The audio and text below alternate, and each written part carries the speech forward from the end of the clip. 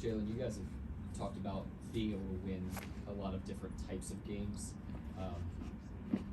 What's sort of the recipe for a night like tonight? Stops, because we did not shoot well.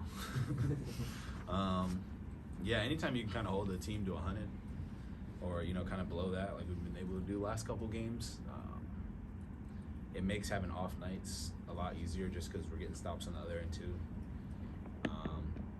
Usually where teams kind of fall apart is when the offense isn't working, or not working, but when you're not hitting shots and getting good looks, it kind of dictates how you play on defense. Thought we were just able to kind of get timely stops, kind of force them into some shots they didn't want to shoot. Kind of were able to get that way, kind of get our transition into it. I think we had like 16 steals or something like that for 23 points. So just when you're able to kind of add to that, I think that kind of helped us, kind of build that 12-point lead. And then we've been playing with the lead a lot this year and come back from some games. So we had a good kind of game plan going into that. You guys really forced Paolo to work tonight.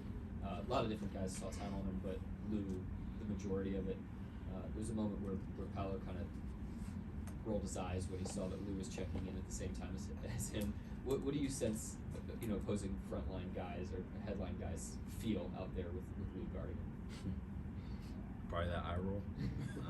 He's a good player too, so we like to put our best defender out there, Lou, and he understands his role and he's gonna do it to the best of his capability. I think it gives him confidence too when he has us behind him, ready to help him out and understand what we're trying to accomplish on the offensive end.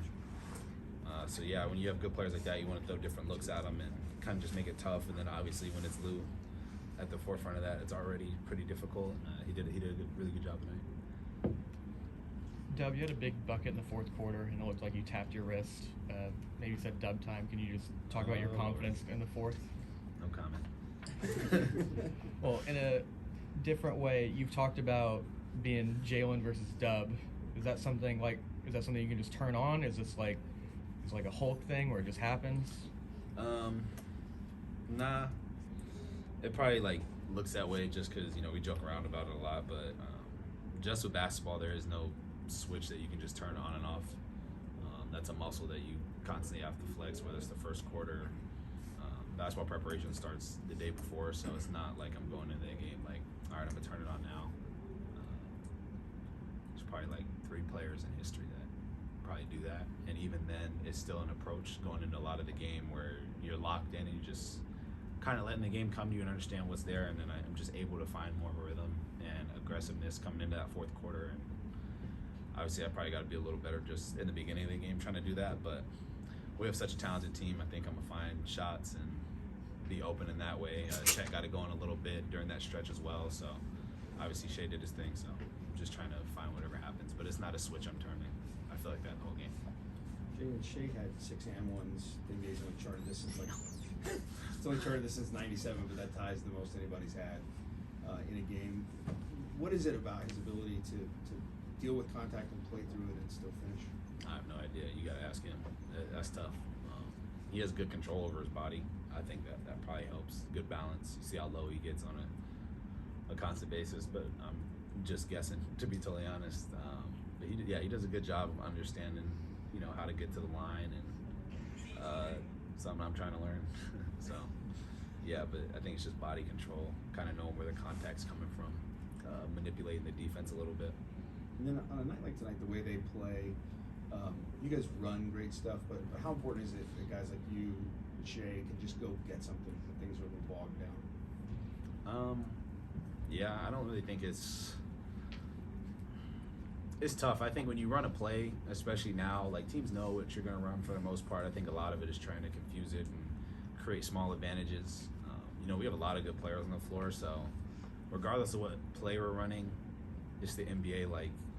You have other NBA players on the other end that are going to do a good job regarding the action. But I think for us, we have a lot of dual threats on the floor, so it gives us a lot more space to kind of create and do that. And I think when you have that, it makes it easier for me to kind of pick my spots. Shea, obviously.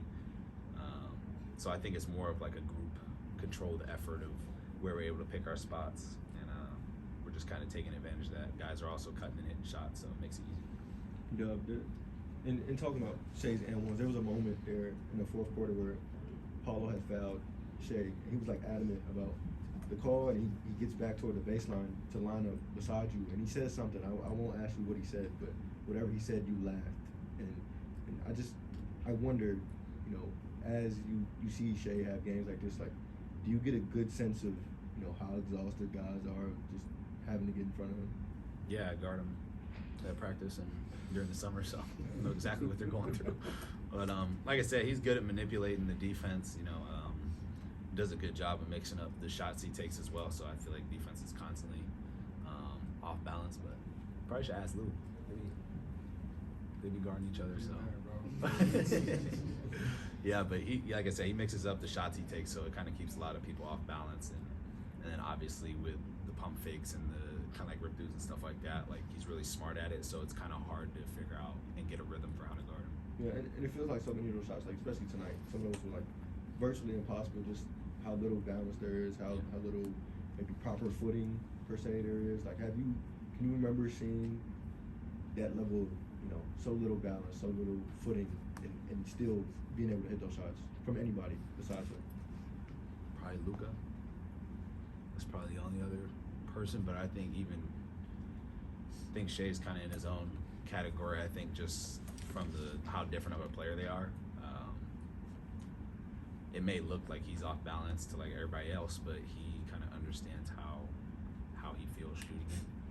And like for us, when we've seen it so many times, like I don't want to say but you kind of know the spot he's at, and like you almost don't even, like, you kind of get caught watching almost, because, you know, he's kind of bumping and figuring out what he wants to do with it. And then, like I said, he has just a lot of mixture of different shots, and then he'll pass one, so it's hard to, I feel like, really get a grip on what he wants to do. Andrew? I just want to ask about the fourth quarter again. So you have the most fourth quarter points, total fourth quarter points in the last 12 games in the NBA.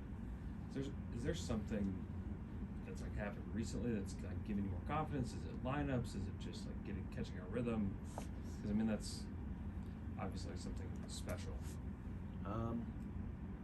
Not really. Just trying to take in what the defense gives me throughout the game.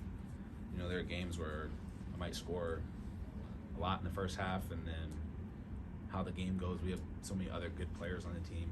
It's like, all right, he might get going, so now my focus diverts to trying to get him more shots. Or if I see Isaiah Joe hasn't shot any threes and he's the best shooter in the NBA, I'm probably going to try and get him some shots. So I think the fourth quarter thing is just me being a little more aggressive, kind of reading the game. I think a lot of the games we've had, they've been close. So when I start that fourth quarter unit, I'm trying to hunt shots a little more. But I think overall, I think just the group we're in with, I think it's easy to kind of just play off of, and I end up getting shots, and I got to make them. So You guys talk about like how dangerous that makes you as a team, that you can kind of take over like the first part of the fourth, and then Shea kind of comes in and kind of finish. You guys talk about that, or is it just something that's happening?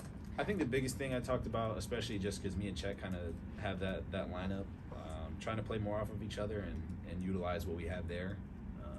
Anytime we can get to a little more rest and not have to play 40 minutes a game, because we can kind of stretch a lead out, I think takes pressure off him to have to come in right away and, you know, be really productive. And, you know, he sees doubles all night, so anytime we can be a threat with that group in, specifically in the fourth quarter with just how we stagger our minutes, I think that's special. And, you know, Chet and the rest of the group that's in, because it does fluctuate who's usually in, but we kind of understand that. So a lot of it is just trying to get stops more than scoring the ball. Anybody else? Thanks, Doug. Appreciate it.